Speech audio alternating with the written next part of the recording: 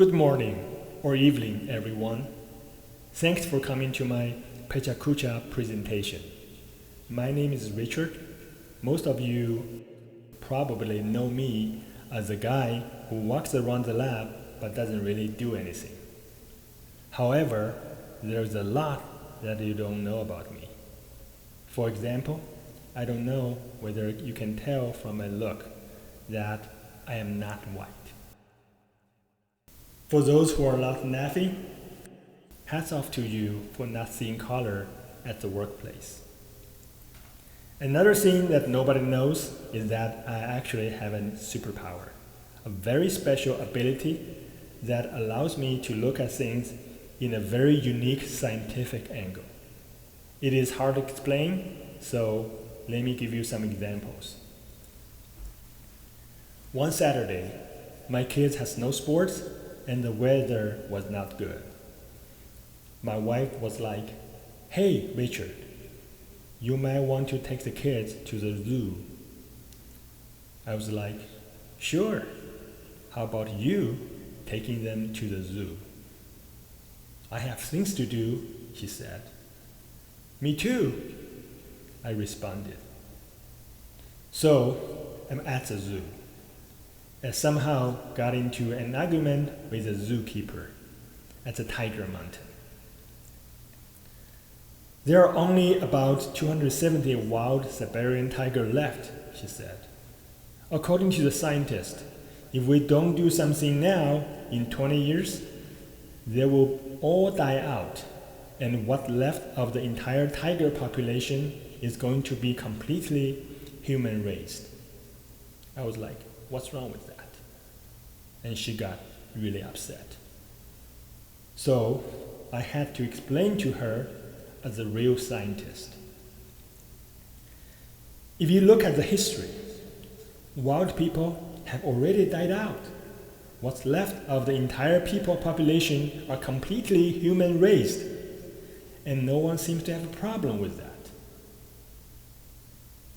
Anyway, I did not come to the zoo to argue with someone. I came to learn something, and I did. I learned that the most endangered species of vertebrate is middle-aged husband with an actual spinal cord. Couple weeks later, my wife spoke again. "You should take the kids to the aquarium." I was like, "Why?" "Did you ever look at yourself in the mirror?" she said. "Aquarium might inspire you to start swimming." "Why?" "Because swimming is the best exercise to get you back in shape without destroying your joint." My wife is an MD, PhD. There's no way I could win that argument. So I went to the aquarium. As my kids were watching YouTube by the seal pool, I suddenly had a revelation. My wife was wrong about swimming. Look at the seal and the blubbers. They swim all the time, and they're not in the shape that I want to be in. And speaking of their joint, they barely have any. If I start swimming now and let evolution take its course, in 20 years, I might not be able to text my wife on my phone anymore. If this example is not convincing enough, here is another. One summer day, I took my son to Six Flags. After a ride, he asked, "Dad, what do you think about Medusa?" I was like, "What?" I had no idea what he was talking about. "The roller coaster we just rode." Oh, at that point, I finally realized they named the roller coaster after a goddess who turned man into stone. "I'm sorry, Six Flags." I apologized to the roller coaster. Because during the entire ride, I was wondering why the heck they named the roller coaster after our Medicare system. That evening, we got back home and my wife handed me a letter from my insurance company. It was a bill for my surgery. I tear it open and started reading. In no time, my head started spinning. Then my heart rate went up and down like crazy. When I came to the last page, where it says the amount due to the patient, I was stoned. After half an hour, I finally pulled myself back together. Then I looked to the direction of the amusement park and apologized again. I'm sorry, Six Flags. Now I got it. At this point, you probably understand more about my superpower. Like Spider-Man said, great power comes with great responsibility. And I believe my responsibility is providing elegant solutions to complex problems in the world. Let me give you an example on Tesla, which in my opinion, the greatest invention human ever had in preventing speeding.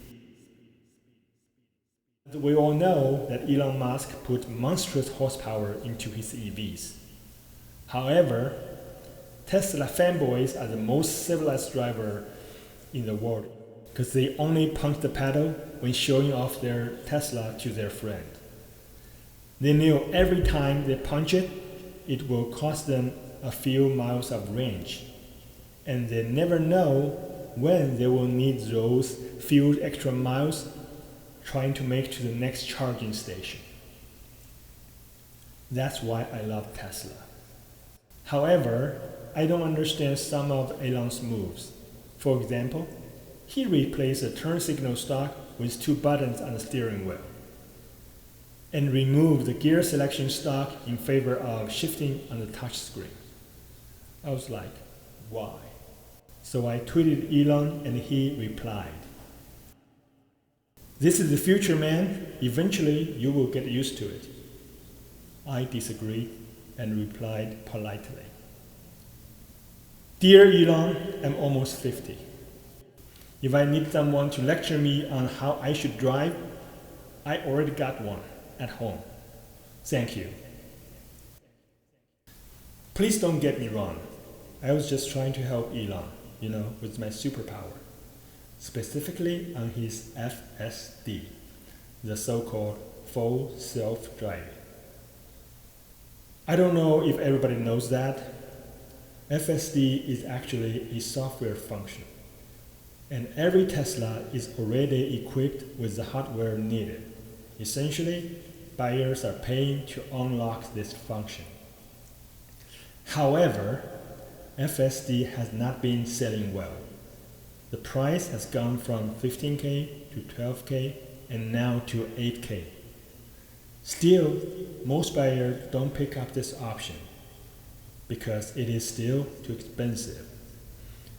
Basically, for every buyer who is not buying FSD, Tesla is losing money. What a complex problem. Here is my solution. Offering FSD as standard equipment at all trim level with no additional charge. FSD will drive, park, change lane for you, and meet your driving need in 99.999% of the time. However, for the motorsports purist, or in that 0.001% of the time when you need absolute control of the vehicle, Tesla proudly offers something called the Ultimate Driving Experience Package. 3 incredible options for only $11,999. In my humble opinion, all customers will buy this package. Problem solved, Elon. You're welcome.